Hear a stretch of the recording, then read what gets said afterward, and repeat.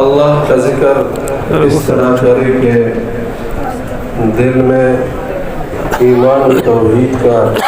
روشن ہو جائے. لا الہ الا اللہ کا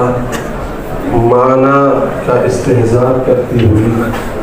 کہ اللہ کے سوا کوئی عبادت کا لائق نہیں ہے, اللہ کے علاوہ کوئی مشکل کشا نہیں, اللہ کے سوا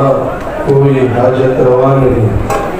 عزت دینے والا صرف وہی اللہ ہے, نفع دینے والا وہی اللہ ہے. لا الہ الا اللہ, لا الہ الا اللہ, لا الہ